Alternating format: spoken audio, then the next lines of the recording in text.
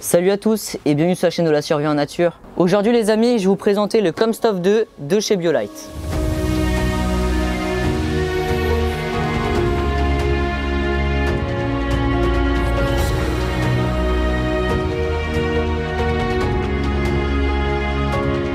Ça faisait très longtemps que j'avais envie de faire une vidéo sur ce réchaud et grâce à mon nouveau partenaire qui est Azimut Nature, cette vidéo est possible. Cela me permet beaucoup de possibilités, comme par exemple vous présenter ce réchaud là que j'aurais tout simplement jamais pu vous présenter si j'avais pas de partenaire. Donc un très grand merci à Azimut Nature, et pour ceux qui savent pas ce que c'est Azimut Nature, c'est tout simplement un magasin qui vend tout le matériel de bivouac, de randonnée, etc.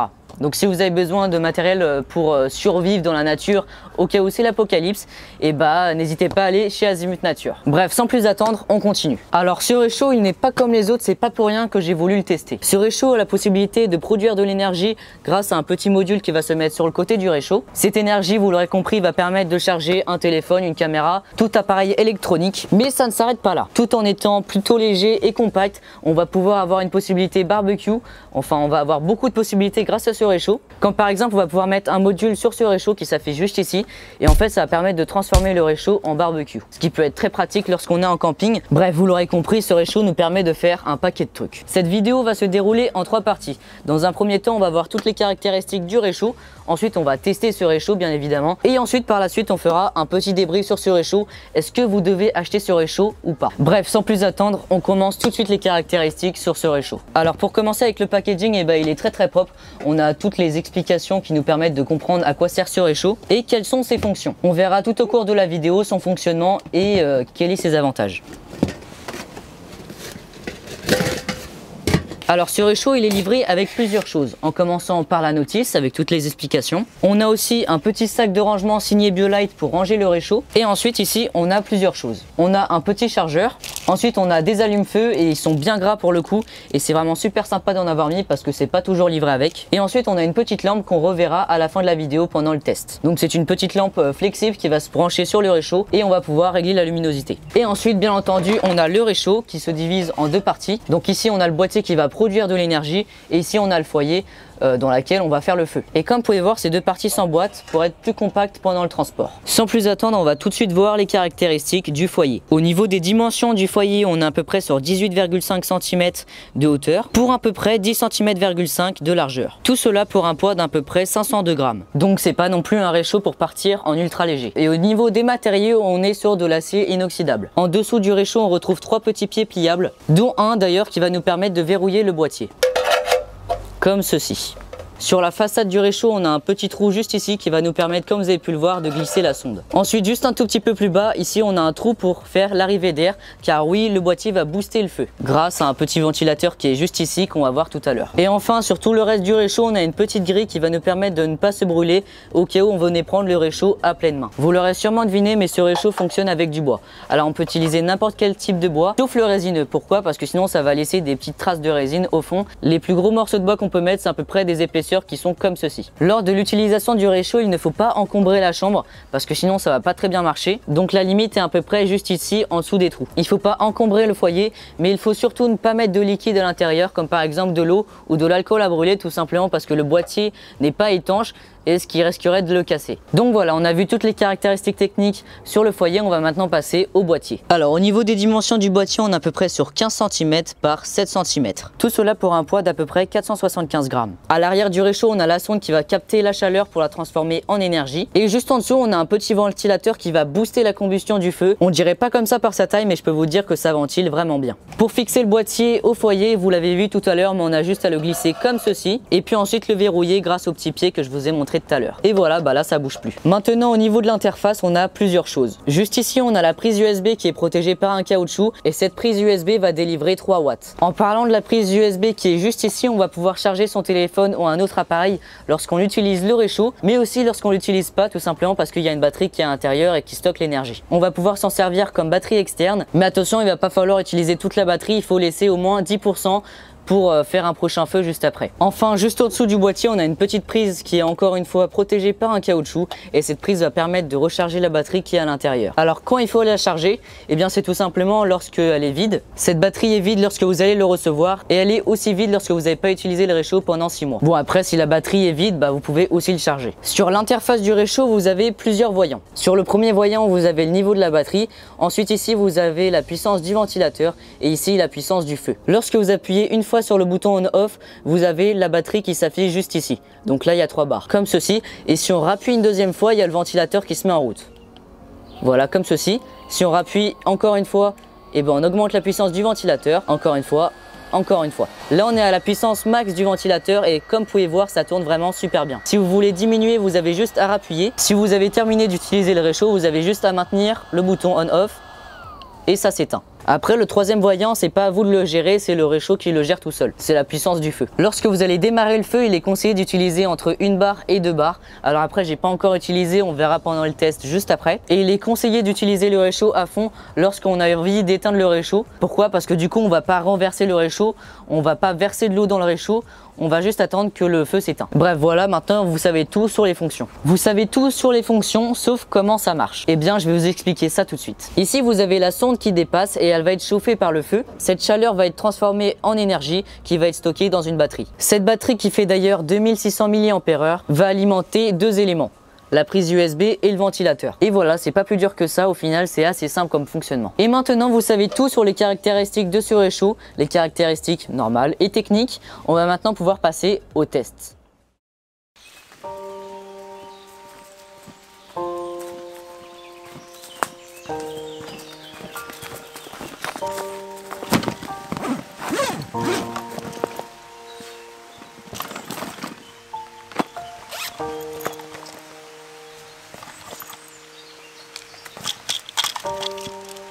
Salut à tous, aujourd'hui on se retrouve une semaine plus tard pour tester enfin ce réchaud BioLite Comstov 2. Alors pour ce test, on va pas faire un test d'ébullition comme j'ai l'habitude de le faire pour mes réchauds à gaz. Pour ce test, c'est très simple, on va voir s'il est vraiment capable de produire de l'énergie et s'il est capable de charger mon téléphone. Alors pour mon téléphone, c'est un téléphone de randonnée, donc il a une très grosse batterie, donc ça m'étonnerait qu'on arriverait à charger toute la batterie de mon téléphone. Donc on va voir combien de temps on met pour charger 10% ou 5%.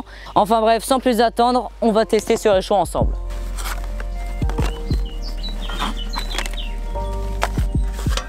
Alors comme vous pouvez voir, je l'ai déjà utilisé et en fait la petite pochette que vous avez vue, elle sert tout simplement à emballer le petit boîtier pour le mettre dans le réchaud et pas l'abîmer. Donc voilà, ça se met comme ceci.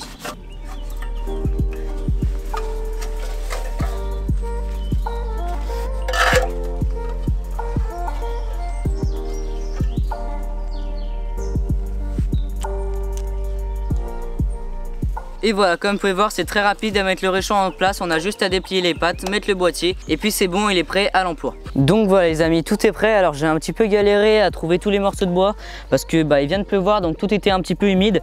Donc voilà, donc ici j'ai un petit tas avec des morceaux de bois qui sont assez moyens et ici j'ai du petit bois pour démarrer le feu. Donc les amis, sans plus attendre, on va tout de suite commencer l'allumage. Alors petite chose à savoir, si par exemple il y a du vent qui vient de par là, il faut toujours mettre le boîtier du côté du vent. Pourquoi? Parce que vous l'avez sûrement remarqué, le boîtier il est en plastique, ce qui fait que si la flamme elle va vers le boîtier, il risque de cramer. Donc voilà, toujours le mettre du côté du vent, comme ça la flamme ira à l'opposé. Alors pour l'allumage, il faut d'abord commencer à mettre du petit bois, vous vous en doutez.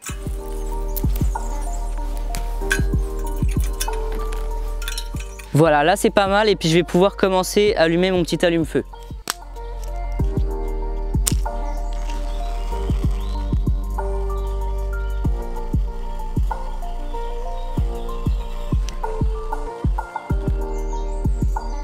Voilà, j'attends un peu que le cube démarre bien pour le mettre ensuite dans le foyer.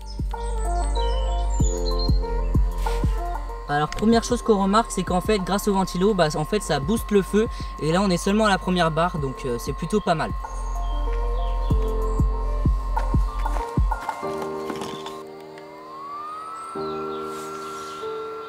Il y a la première sonde de température qui vient de s'activer. Mais comme vous pouvez voir, ça chauffe vraiment très rapidement. Il n'y a pas besoin d'attendre que la sonde chauffe bien. Pendant 30 minutes, ça chauffe directement le boîtier. Comme vous pouvez voir, si j'augmente la puissance du ventilateur, la flamme augmente également et très rapidement. Et là, on est à la puissance max. Donc comme vous pouvez voir, c'est vraiment très puissant. Et on a déjà atteint la deuxième température de puissance, donc c'est plutôt positif.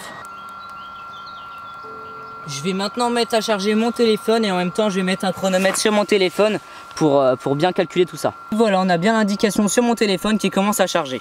Je vais en même temps mettre le chronomètre.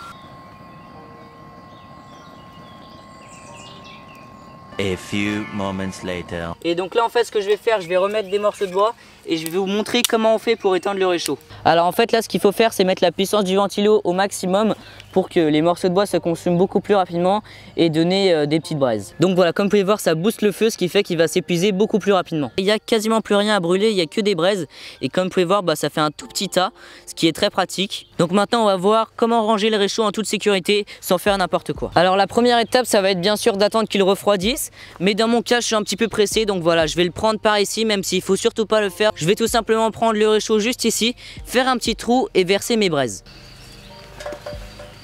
Donc voilà, comme vous pouvez voir, ça fait juste un tout petit tas, mais ce n'est pas terminé. Donc maintenant, pour avoir aucun risque d'incendie, il y a juste à verser un tout petit peu d'eau dessus. Voilà, comme ceci. Et puis ensuite, il y a juste à reboucher le trou ou à écraser comme ceci.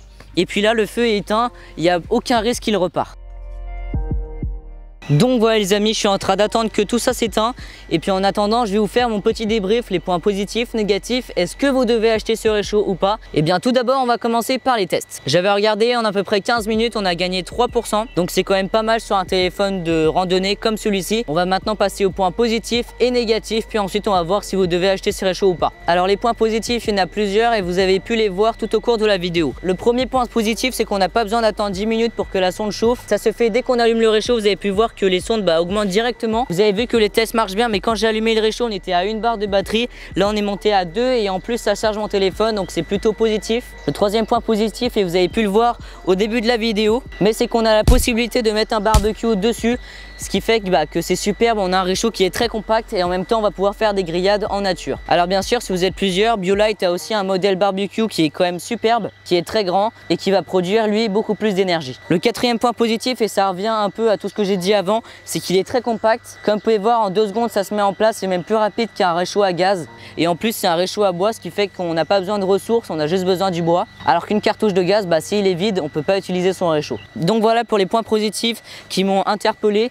Après bien sûr il a plein de points positifs, vous avez pu voir ça tout au cours de la vidéo. On va maintenant passer aux quelques petits points négatifs. Et bien tout d'abord, même si c'est un réchaud qui est très compact, vous avez pu le voir au début de la vidéo avec la balance, mais c'est un réchaud qui pèse à peu près 1 kg, ce qui est quand même assez gros à avoir dans son sac à dos. Donc c'est un réchaud qui va pas forcément être pour partir en ultra léger, mais plutôt pour du long terme ou des campings, bivouacs, où là on n'a pas besoin de partir en ultra léger. Deuxième point négatif, et en même temps c'est compréhensible pour un réchaud de cette gamme là qui n'est pas si cher que ça, on va pouvoir le voir juste après, c'est qu'en fait le boîtier, vous l'aurez compris, il est en plastique, ce qui peut être un tout petit peu dérangeant, et c'est surtout le dessus qui est en plastique et c'est ça qui est très dérangeant, c'est à dire que les flammes parfois elles vont à droite, à gauche, et ce qui fait que ça peut cramer le boîtier. Dans mon cas ça s'est très bien passé, en même temps si on reste à côté tout se passera bien, mais il faut quand même rester vigilant. Donc voilà pour les gros points négatifs. On va maintenant passer au prix. Alors sur le site d'Azimut Nature, et d'ailleurs je le précise mais c'est pas forcément plus cher que sur d'autres sites, on est sur un total de 140 € ou 149 €, je sais plus très bien. Donc en tout cas on est entre 140 et 150 €. Maintenant, est-ce que vous devez acheter ce réchaud ou pas? Eh bien la réponse dépend de votre activité. Si par exemple vous devez partir en ultra léger, vous l'aurez compris et je vous l'ai déjà dit, mais ça ne sera pas un réchaud qui sera fait pour vous. Si vous devez partir en ultra léger, je vous conseille plutôt d'avoir un réchaud à gaz de type MSR ou Optimus. Si par exemple vous faites du camping ou vous faites des bivouacs où vous n'avez pas besoin de partir en ultra léger, vous l'aurez compris, ça sera un réchaud qui sera fait pour vous. C'est un réchaud qui est fait pour plein d'activités. Et puis après, si vous devez acheter ce réchaud, ça dépend de votre activité. Donc voilà les amis, c'est la fin de cette vidéo sur ce réchaud. Maintenant, vous savez tout sur son prix, sur ses caractéristiques, sur ses possibilités, mais surtout ses défauts et ses avantages. Un très grand merci à Azimut Nature de m'avoir envoyé ce réchaud. Voilà, vous l'aurez compris, mais ce réchaud vaut très cher et j'aurais jamais pu me permettre de l'acheter et surtout de vous le présenter. Donc voilà, je l'emmènerai souvent dans mes sorties en forêt, parce que maintenant j'adopte ce réchaud, il est super. Si vous avez des questions, n'hésitez pas, c'est dans les commentaires. Tous les liens sont dans la description, c'est juste en dessous. Si cette vidéo vous a plu, n'hésitez pas à mettre un petit pouce bleu, à vous abonner si vous souhaitez en voir plus, et à toutes pour une prochaine vidéo, et surtout restez bien en forêt. Salut!